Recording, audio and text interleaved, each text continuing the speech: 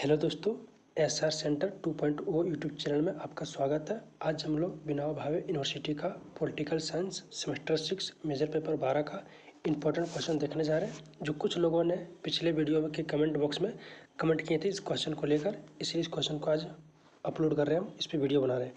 चलिए क्वेश्चन को देखते हैं। क्वेश्चन है, लोक नीति निर्माण के प्रमुख मॉडल कौन कौन से हैं, उनके तुलनात्मक अध्ययन कीजिए। तो क्वेश्चन के सबसे पहले कोई भी क्वेश्चन हो उसका हम थोड़ी बहुत परिचय देना अनिवार्य होती है। इससे क्वेश्चन देखने में अच्छी लगती है, आंसर जिससे हमें आंसर मिलती है, मार्क्स मिल जाती है अच्छी। परिचय।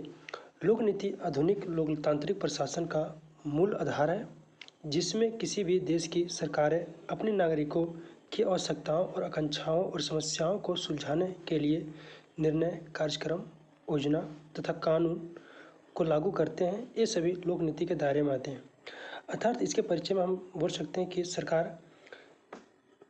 सरकार अपने नागरिकों के लिए उनकी आवश्यकताओं और समस्याओं को सुलझाने के लिए जो भी निर्णय, कार्यक्रम, योजनाएं तथा कानून को लागू करते हैं वह लोक नीति कहलाती है। अब इसकी हम थोड़ी बहुत परिभाषा में देख लेते हैं। जनता की विभिन्न मांगों एवं कठिनाइयों का सामना करने के लिए सरकार को बहुत सी नीतियां बनानी पड़ती है, जिन्हें लोक नीति कहा जाता है।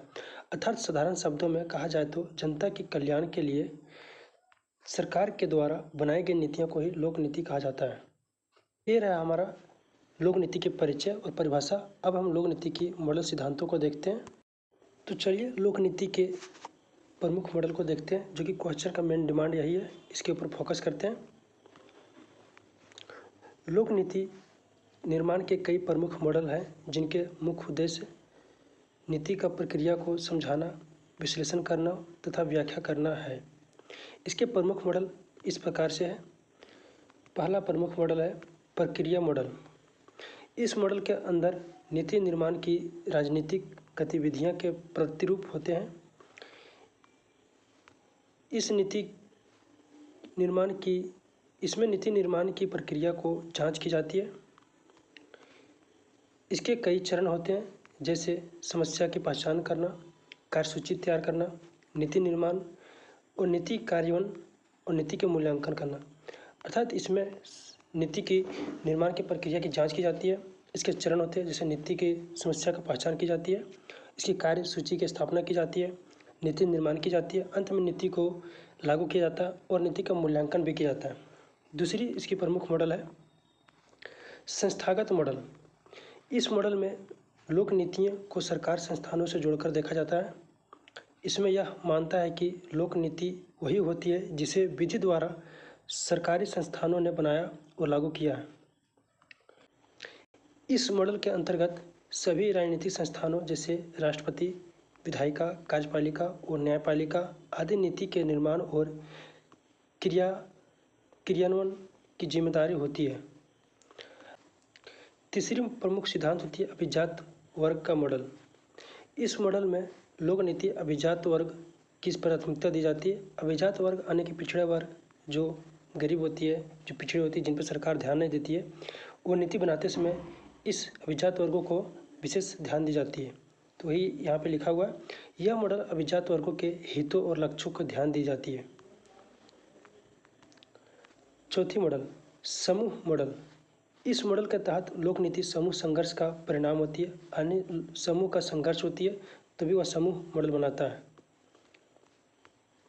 इस मॉडल की सबसे बड़ी विशेषता यह है कि यह नीति निर्माण में नागरिकों की अप्रत्यक्ष भागीदारी को स्वीकार करती है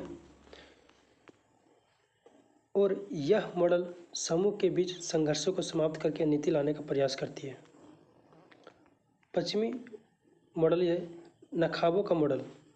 यह मॉडल मानता है कि लोक नीति का निर्माण उन लोगों के द्वारा किया जाता है जो शक्ति, संपत्ति तथा पद में सबसे ऊपर होते हैं।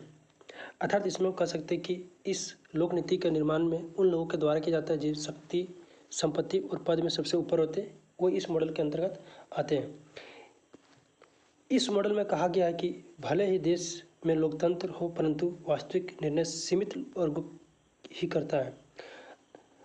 यानी कि इसमें यह हुआ कि नखाबों के मॉडल में कि लोकतंत्र देश में तो है, परंतु वास्तव में लोकतंत्र के द्वारा या शासन नहीं चलती, बल्कि सीमित लोगों जो संपत्ति, शक्ति और पद में सुपरत थे, उन लोगों के द्वारा लोक नीति का निर्माण किया जाता है। छठा पॉइंट है सार्वजनिक विकल्प मॉडल। यह मॉडल लोक नीति की आर्थिक दृष्टिकोण से देखने का प्रयास करता है। इसके अनुसार नीति निर्माता, सरकारी अधिकारी और राजनेता भी समान मनुष्य की तरह निर्णय लेते हैं। अर्थात इस मॉडल के अंतर्गत सरकारी अधिकारी हो गया, राजनेता हो गया, जो समान मनुष्य की तरह सोच समझकर निर्णय लेती है सार्वजनिक विकल्प मॉडल के अंतर्गत। इस मॉडल को लोक चयन मॉडल भी कहा जाता है, क्योंकि समान मनुष्य की तरह इसमें निर्णय लेती है नीति बनाते समय। अब इसकी तुलनात्मक अध्ययन भी था क्वेश्चन में, तो उनके तुलनात्मक अध्ययन को देखते हैं। तुलनात्मक अध्ययन में लोक नीति निर्माण के उपर्युक्त सभी मॉडल अपनी दृष्टि, उपयोगिता, सीमाएं और राजनीतिक संदर्भ में अलग अलग प्रकृति के होते हैं। हमने ऊपर देखा कि लोक नीति निर्माण के प्रमुख सिद्धांत थे, प्रमुख मॉडल थे, जिनकी सभी अलग अलग उपयोगिता थी, सीमाएं थी, राजनीतिक संदर्भ में अलग अलग प्रकार की प्रकृति थी, उनमें अलग अलग तरह के विचारों व्यक्त कर रहे थे सभी मॉडल। अगला देखते हैं। इस तुलनात्मक अध्ययन विभिन्न दृष्टिकोण से किया जा सकता है, ताकि यह समझा जा सके कि प्रत्येक मॉडल नीति निर्माण की प्रक्रिया को कैसे परिभाषित करती है और कौन कौन से घटक प्रमुख होते हैं और उनकी कमजोरियां क्या है। यानी कि राजनीतिक सिद्धांत के तुलनात्मक अध्ययन करते हैं तो उसमें देखते हैं कि बहुत सारे मॉडल थी, उनमें से सभी मॉडल किस प्रकार से परिभाषित करती है और उनके प्रमुख घटक कौन कौन से हैं और उनकी कमजोरियां क्या क्या है। तुलनात्मक अध्ययन में हम यह सब तुलना करते हुए अध्ययन करते हैं। नीति निर्माण को बेहतर ढंग से समझने के लिए, अधिक प्रभावी बनाने के लिए इन मॉडलों को तुलनात्मक अध्ययन करना बहुत अति आवश्यक है। यानी नीति निर्माण को समझने के लिए बेहतर ढंग से हम उनकी अधिक प्रभावी अधिक उसकी व्याख्या को समझने के लिए, विस्तार से समझने के लिए उनको तुलनात्मक अध्ययन करना बहुत ज़रूरी होगी। ये क्वेश्चन यहाँ तक ख़त्म होती है। अब आप लोग कमेंट कीजिए कि अगला क्वेश्चन कौन सी चाहिए, किसका वीडियो चाहिए, ताकि हम उस पे ऊपर वीडियो बना सकें। और यदि आप इस चैनल पे नए हैं तो चैनल को लाइक करें, सब्सक्राइब करें और शेयर अपने दोस्तों के पास करें और अच्छे से एग्ज़ाम की तैयारी करें, क्योंकि सेमेस्टर 6 का एग्ज़ाम बहुत ही नज़दीक आ गया है। फिर मिलते हैं नेक्स्ट वीडियो में, तब तक के लिए धन्यवाद। Thank you.